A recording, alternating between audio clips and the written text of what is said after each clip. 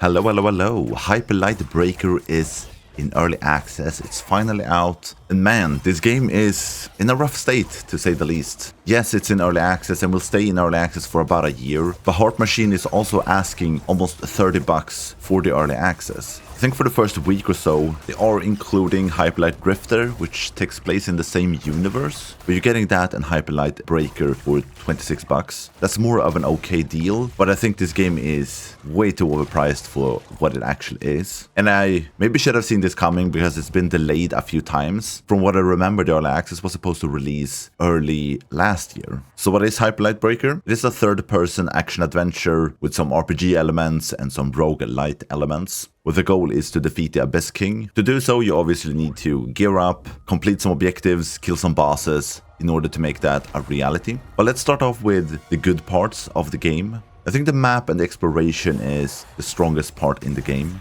The map is procedurally generated, and I think always in 3 different types of biomes. All the interesting points on the map gets highlighted, so loot, bosses, extraction point, merchants, and the yellow objectives that you need to do in order to access the bosses. So you get 3 bosses marked on the map. The first one requires you to complete 2 yellow objectives in order to access the first boss, then 4 for the second and 6 for the third. These yellow objectives are basically just clear out a camp of enemies. They're usually not that complicated or drawn out. Very small type of objectives, just kill this mini boss or something like that. If you die, you go back to the hub. If you die 4 times, the world gets wiped, all your progression gets lost, and a new world is generated. And you basically start over. I like that you have a few tries, because this game is brutal.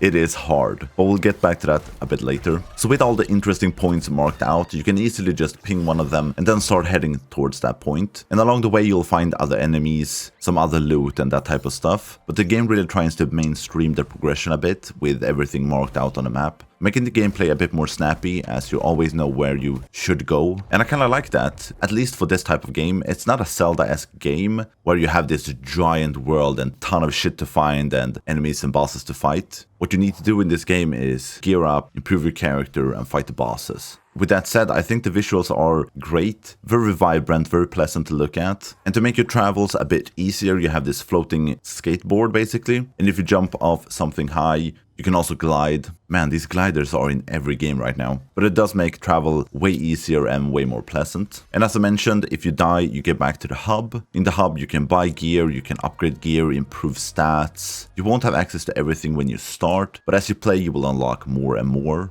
And before you head out, you get to choose what equipment you want to use and take with you. I mean, the hub is fine, it serves its purpose. Nothing groundbreaking here. There are 3 characters in early access so far. It looks like there will be a total of 9 characters at some point. The characters do play a bit differently, and each character also have archetypes. And these archetypes, you can level up the stats for these archetypes. So for the first character, you have one that is more focused on damage, and the other one is focusing on more defense-oriented stats. For equipment, you have a main weapon that is a melee weapon. Then you have a ranged weapon, an amp, which is basically an additional skill you can trigger, and then armor. And then you can also have 5 holobites. These are passive buffs that will buff your character or skills. Like I mentioned, the game is brutal, it's very hard, it's very unforgiving in the beginning. You die like in 3 or 4 hits. And it kind of feels like it's balanced for co-op and not single player. You can very easily become overwhelmed in single player. And especially when it comes to harder enemies, they have so much health that if you have a few of the smaller ones around you,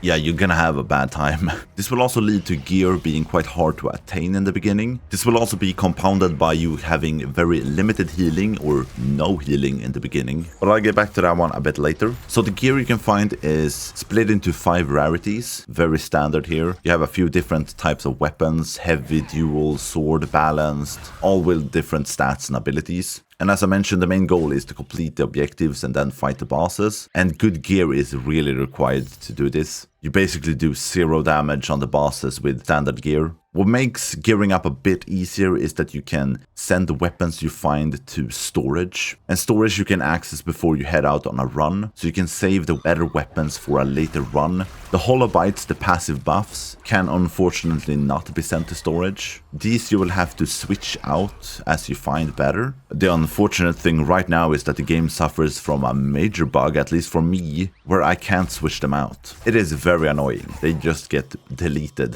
And that is quite a major bug that needs to be fixed, because it's almost making the game unplayable, or making me go through different hoops in order to actually equip it. And that leads me to one of the more interesting ideas in this game, or with this game, is that when you die, all equipment lose life. So basically all equipment have like 1 to 3 health, and they take 1 damage when you die. When the health runs out on an equipment, it breaks and is gone forever. I kind of find this idea interesting, as it leads to gameplay and builds for your character that is constantly changing. Like, you're always playing with a new weapon and new passive buffs and a new amp. But on the other hand, it's also very frustrating that you can't retain any good gear, and it makes dying even more punishing. I do think the game has a lot of potential. I like most of the ideas in the game, but they feel a bit rushed and not fully thought out. I think the passive progression tree that will give you buffs for all characters is very flawed and boring. You don't really unlock anything interesting here. The materials, resources,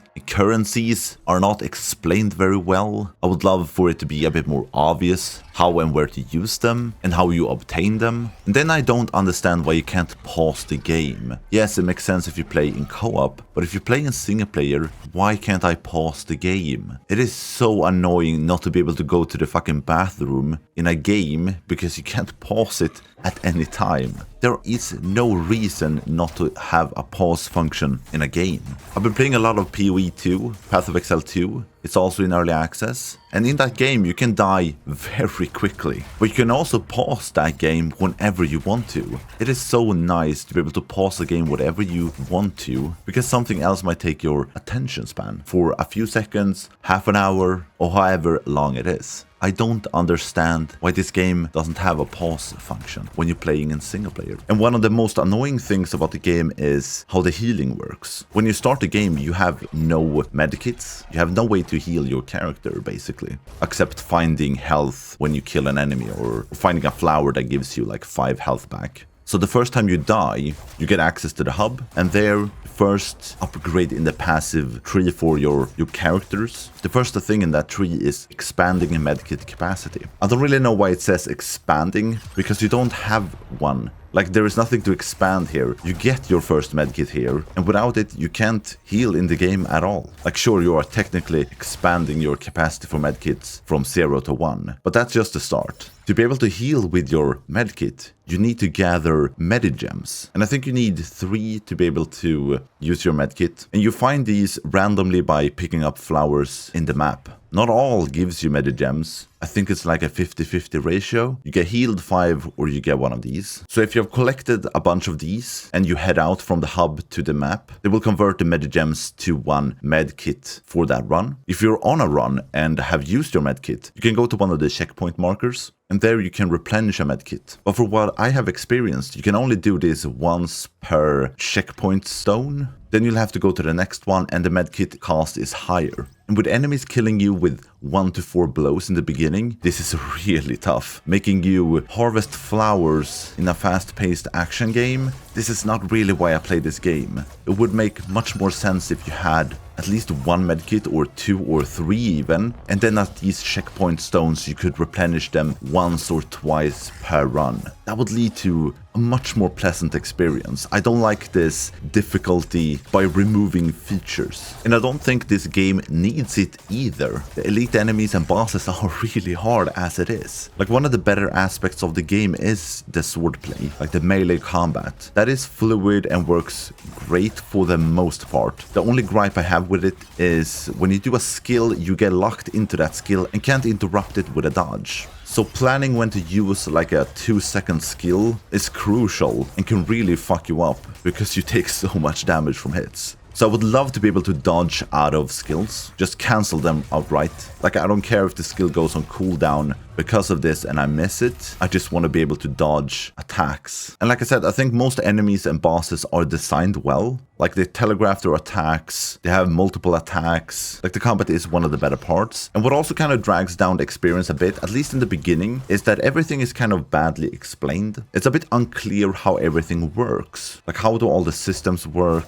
I think the game needs to show you and teach you how everything works a bit better. Then you have missing settings as well. Like, why can't I change the sensitivity of my mouse in the game? That feels like a fairly standard setting. And I kind of had to go over to mouse and keyboard because controller is broken if you play with inverted up and down like I do. That is a fairly standard setting on consoles that you can invert up and down, and this game has that for when you're just moving around in the world with your character, but it doesn't have inversion for when you're firing your gun. So they kind of missed half of it, and I would argue the more important part. But yeah, you're halfway there, just implement the other one, and I'll be very happy and go back to controller. Like a mouse and keyboard works well in this game, it's just annoying that you can't change the mouse sensitivity. And as I said previously, I think this game has a lot of potential. Heart Machine have made some great games before this, like Hyper Light Drifter is amazing and Solar Ash is good as well. And both of those games have been received super well.